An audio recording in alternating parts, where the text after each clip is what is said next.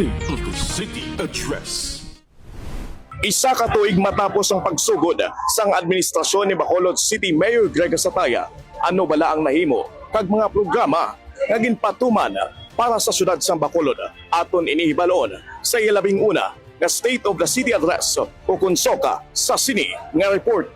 Ginlatag ni Bacolod City Mayor Greg Sataya ang mga programa, proyekto kag mga nahimo sa iya administrasyon sa nagligad nga isa ka tuig sa iya labing una nga State of the City Address o kunsoka nga ginpatigayon sa Bacolod City Government Center Miyerkules Hulyo 8. Nagsentro ang iya mensahe sa Heart Plus More Governance Agenda nga nagalakip sang health, education, environment kag economic growth, accessibility to basic services, resilience, and responsive governance, kag tourism and sports.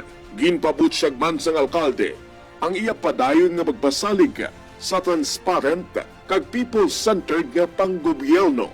Isa sa mga ginpakilala sa iya soka amo ang G-App, isa ka mobile application nga maghahatag sang mas mabaskog kag mas madasig nga pag-access sa mga bakulodnon sa serbisyo sang lokal nga panguluhan.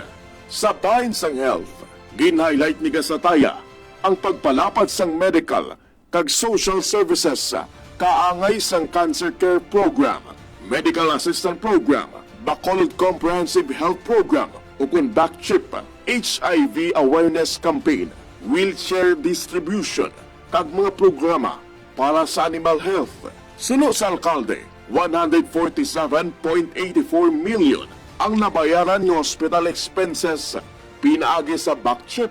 Sa education, padayon ang syudad sa paghatag sang libre nga school supplies, school bags kag PE uniforms, scholarship assistance, digital skills training, pinaagi sa Elevate AIDA, kag ang pagpatukod sang Bacolod G-Hive para suportahan ang creative industry.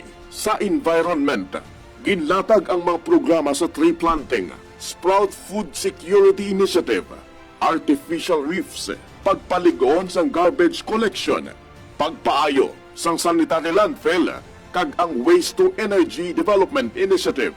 Ginpatag man ni Gasataya nga nagisolyahanay sila ni Victoria City Mayor John B. Bantog angot sa hingyo sang ila syudad nga magaboy sang residual waste sa Bacolod Sanitary Landfill. Apang ginwithdraw man ini sang Victoria City.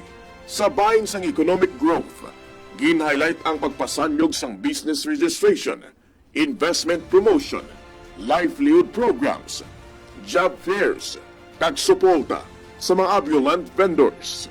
Gindugang man ang mga programa sa accessibility to basic services. Lakip ang pagpalapat sang G-Serve, mga serbisyo para sa senior citizens, G-Mercado, youth lunch, kag pagpaligoon sa mga frontline services. Sa disaster resilience, gin-highlight ang flood mitigation projects, desilting operations, earthquake kag fire drills, kag ang pagbakal sang dugang ambulansya kag emergency response equipment. Suno sa datos ang City Engineering's Office, 12,327 tons sang silt kag basura ang natinlo sa mga Subaka Creek sang syudad sang Bacolod halin Oktubre 2025 tubtub Hunyo 2026. Sa responsive governance, ginpahayag sang alkalde ang pagpalapad sang CCTV coverage, digitalization sang government services, pagpaligon sang accountability mechanisms ag strategic partnerships. Samtang sa tourism and sports, gin-highlight ang pagduso sang sports tourism, suporta sa mga atleta, kag ang preparasyon sa Bacolod sa pag-host sang Batang Pinoy kag Metro Manila Film Festival sining nga tuig. Suno sa City Tourism Office, naglabot sa 873,000 ang tourist arrivals sang 2025. Gintalakay man ni Gasataya ang nagkalain-lain ng infrastructure projects, lakip ang rehabilitasyon sang Old City Hall, pagpatukod sang Legislative Building, DRRMO, Command Center, City Coliseum, City Health Complex, kag pag-modernize sa traffic signal system, pagpalapad sa street lights, housing projects kag iban pa. Sa pagtapos ng Iasoka, ginalauman sang alkalde ang tanan nga Bacolonon nga magbinuligay para sa mas mabaskog kag mas progresibo nga Bacolod. Dugang pasang alkalde nga ang 3 million nga pondo nga gintala na para sa Iasoka ang idunan na lamang sa nagkalain-lain nga charitable institutions. Report lagi kan dali sa Bacolod City Government Center. Ka-Daily Jimmy Salvano para sa balita nga labit sa pumuloyo adlaw-adlaw. Daily News Central. State of the City Address.